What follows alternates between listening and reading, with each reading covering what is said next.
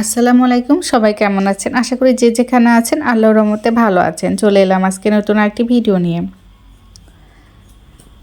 সবসময় যারা কাজ করতে চান বা কিছু করতে চান, সেলাই কাজ কিংবা অন্যান্য কোনো কাজ, কিন্তু কাজ খুঁজে পাচ্ছেন না বা কিভাবে কাজের অর্ডার পাবেন, এইসব বিষয়ে অনেক দুশ্চিন্তায় পড়ে গেছেন।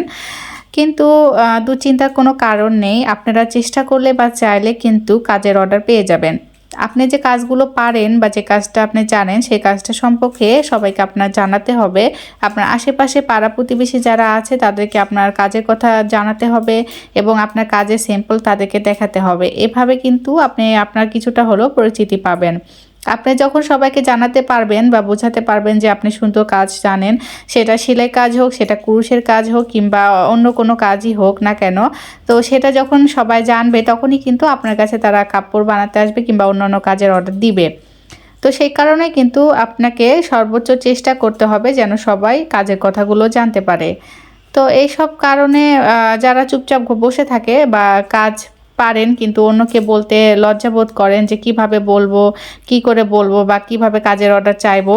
তো এইসব অনেকে ভাবেন, কিন্তু আসলে কাজ কোন ছোট বড় বলতে কিছু নেই, সব কাজই কাজ। ছোট কাজ হলেও সেটা কাজ, বড় হলেও সেটা কাজ। তো কোনো শরমের কিছু নেই। আপনি যে কাজটা পারেন এটা তো আপনার হচ্ছে একটা আর্ট, আপনার একটা হচ্ছে কি বলবো, আপনার একটা গুণ। এই গুণটা যদি আপনি প্রকাশ করেন বা এই গুণটা দিয়ে যদি আপনি কিছু একটা করেন, এতে শরমের কিছু নেই। আপনি চাইলে আপনি কাজের কথাগুলো সবাইকে জানাতে পারেন এবং সেখান থেকে কিন্তু আপনার কাস্টমার ধীরে ধীরে বাড়বে। তো এই যে দেখেন আমি সামনে যেহেতু ঈদ মানে সামনে যেহেতু ঈদ আর বেশি দিন সময় নেই, তো আমি কিন্তু এখানে অনেকগুলো কাজের অর্ডার অলরেডি পেয়ে গেছি। তো এর আগেও অনেক কাজের অর্ডার পেয়েছি, আবারও পেলাম। তো সেইগুলো নিয়ে এখন একটু মানে খুবই চাপের মধ্যে আছি। ঈদের আগে যেহেতু এই কাজগুলো বেশি আসে, এমনি সব সময় আসেই, সেলাই কাজ আসতেই থাকে, কিন্তু তারপরে ঈদের কারণে কিন্তু চাপটা বেশি হয়। তো এখানে যতগুলো কাপড় দেখছেন সবই কিন্তু আমার অর্ডারি কাপড়। এই কাপড়গুলো আমাকে আস্তে আস্তে এখন সেলাই করতে হবে। আর সারাদিন ব্যস্ততার মাঝে এত কাজ করা খুবই মানে কি বলবো, সময় মেনটেন করে আমাকে সব করতে হয়। আসলে অধৈর্য হলে চলবে না। এসব কাজ করতে গেলে আপনাকে যথেষ্ট পরিমাণ ধৈর্যশীল হতে হবে এবং যথেষ্ট পরিমাণ ধৈর্য থাকতে হবে। যার যত বেশি ধৈর্য আছে সে তত বেশি পরিশ্রম করতে পারবে এবং তত বেশি কাজ করতে পারবে। আর এসব কাজ কিন্তু নিখুঁতভাবে করতে হয়। তাড়াহুড়া করে কাজ করলে দেখা যাবে যে কাস্টমার সেটা পছন্দ করবে না, কোনো না কোনো জায়গায় খারাপ হয়ে যাবে, তখন কাস্টমারের মন খারাপ হবে। যেহেতু এই কাপড়গুলো তারা অনেক পছন্দ করে কিনে নিয়ে আসে বা তাদের শখের কাপড়, তো সেখানে কিন্তু খুব চিন্তা ভাবনা করে কাপড়গুলো তৈরি করতে হয়। আর এখানে যতগুলো কাপড় দেখাচ্ছি প্রত্যেকটাই হচ্ছে কিছু গজ কাপড় আছে, তারপর এখানে প্রিন্টের থ্রি পিসগুলো আছে। যেহেতু গরমকালে সবাই প্রিন্টের সুতি থ্রি পিসগুলো বেশি পছন্দ করে পরতে, তো এখানে কিন্তু আমার সুতি থ্রি পিস বা প্রিন্টের থ্রি পিস এগুলো বেশি অর্ডার আছে। তো এই যে দেখেন এতগুলো ড্রেস, এগুলো বানাবো, আস্তে আস্তে বানাবো। আস্তে বলতে কি, আমাকে এখন রাত জেগে কাজগুলো করতে হবে, তা না হলে অনেক কাজই জড়ো মানে একদম জড়ো হয়ে যাবে। আর অনেক কাজ যখন সব জড়ো হয়ে যায় তখন কিন্তু একদম হিমশিম খেয়ে যায় কিভাবে কার অর্ডার কিভাবে দিব। তো এই যে এখানে আরেকটা থ্রি পিস, এটাও সুতি থ্রি পিস। তো এটাও আগে অর্ডার দেওয়া মানে দিয়ে গেছিলো আরেকজন কাস্টমার। এটা এখন পর্যন্ত আমি কাটিনি বা সেলাইও করিনি। তারপরে আজকে আবার অতগুলো কাপড় দিয়ে গেল কয়েকজন।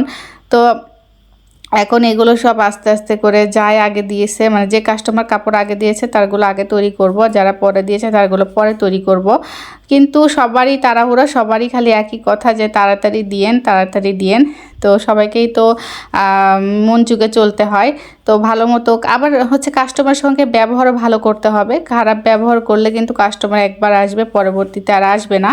প্রত্যেকটা কাস্টমারের সঙ্গে সুন্দর মতো ব্যবহার করে তাদেরকে বুঝিয়ে বলতে হবে, তাদেরকে কাজের পেশা সেটাও বুঝে বলতে হবে। তো যেহেতু সামনে ঈদ, সেই কারণে আমি আরও কিছু হাতের কাজের ড্রেস তৈরি করেছি। এই ড্রেসগুলো আমি এখন হচ্ছে কাপড়ের দোকানে দিয়ে আসব। তো ওনাদের সঙ্গে আমার কথা হয়ে গেছে, তো ওনারা আমার ড্রেসগুলো নিয়ে বিক্রি করে দেয়। তো আমি ওনাদের কাছে ড্রেসগুলো তৈরি করে দিয়ে আসি, তারপর ওনাদের কাছে কাস্টমার যারা যায় তারা পছন্দ করলে তা উনি বিক্রি করে দেয়। তো সেই কারণে আমাকে উনি বলল যে আরও কিছু ড্রেস তৈরি করে নিয়ে আসেন, কারণ যেহেতু সামনে ঈদ, তো গরমের মধ্যে এই হাতে কাজের ড্রেসগুলো বাচ্চারা বেশি পছন্দ করবে বা বাচ্চারা পরতে পারবে।